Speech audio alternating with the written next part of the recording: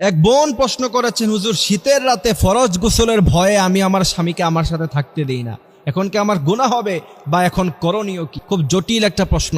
এই প্রশ্নটা সাধারণত কেউ করে না।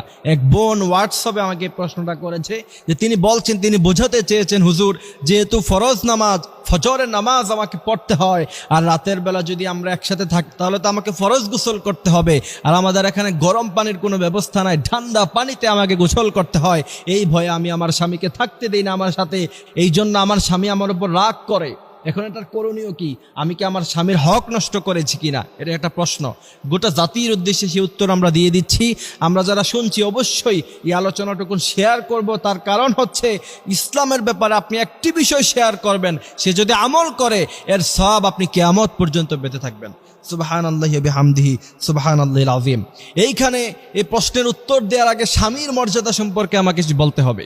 বিশ্বনবী সাল্লাল্লাহু আলাইহি সাল্লাম বলছেন, তোমাদের মধ্যে তোমাদের স্বামীদের মর্যাদা এত আকাশচুম্বী, যদি পৃথিবীতে আল্লাহ ব্যতীত অন্য কাউকে সিজদা দেওয়ার অথরিটি অনুমতি থাকতো, তাহলে আমি গোটা পৃথিবীর সমস্ত মেয়ে লোকদেরকে বলতাম তোমরা তোমাদের স্বামীর পায়ে সিজদায় লুটিয়ে পড়ো। এ হচ্ছে স্বামীর মর্যাদা। বিশ্বনবী সাল্লাল্লাহু আলাইহি সাল্লাম বলছেন, তোমার স্বামী যদি তোমার উপরে খুশি থাকে, তুমি যখন মৃত্যুবরণ করবা সে যদি তোমার উপরে খুশি থাকে, এতটুকুই তোমার জান্নাতে যাওয়ার জন্য যথেষ্ট। আর সে যদি তোমার উপরে নারাজ থাকে, এতটুকুই তোমার জন্য জাহান্নামে যাওয়ার জন্য যথেষ্ট। এ হচ্ছে স্বামীর মর্যাদা। এবার আসেন যে শীতের রাতে শুধুমাত্র ফরজ গোসলের ভয়ে আপনি যদি আপনার স্বামীকে আপনার সাথে থাকতে না দেন, আপনার গুনাহ হবে কিনা বা করণীয় কি? এই প্রশ্নের জবাব যদি আমি দিতে চাই, তাহলে বিশ্বনবী সাল্লাল্লাহু আলাইহি সাল্লাম থেকে হাদিস এসেছে। বিশ্বনবী বলছেন, কোনো মেয়ে লোকেরা যদি রান্না করা অবস্থায়, সে কিচেন রুমে রান্না করছে, এমত অবস্থায়, এটা খুব সেন্সিটিভ জায়গা, সে যদি সেখান থেকে চলে আসে, আগুন ধরতে পারে, খাবার নষ্ট হয়ে যেতে পারে, খাবার পুরা হয়ে যেতে পারে। এমনও সময় যদি কোনো স্বামী তার স্ত্রীকে তার জরুরত পুরা করার জন্য, তার সাথে থাকার জন্য ডাক দেয়, বিশ্বনবী বলছেন মুহূর্তের মধ্যেই সমস্ত রান্না বান্না অফ করে দিয়ে, বন্ধ করে দিয়ে সাথে সাথে স্বামীর ডাকে সাড়া দাও।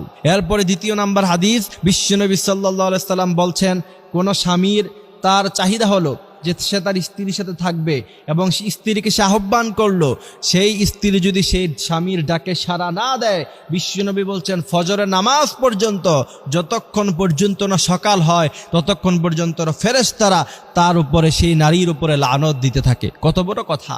এই জন্য এই হাদিসগুলি থেকে বোঝা যায়, অবশ্যই শীতের, এই প্রচণ্ড শীতের সময় যখন শৈত্যপ্রবাহ হয়, ওই সময়ে যদি আপনার স্বামী আপনার সাথে থাকতে চায়, অবশ্যই আপনি তাকে সঙ্গ দিতে হবে, আপনি অবশ্যই তার সাথে থাকতে হবে, তাকে সময় দিতে হবে।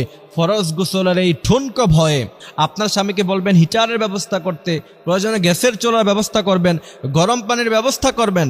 সেটা আপনার স্বামী যদি আপনার জন্য না করে, সে গুনাহগার হবে।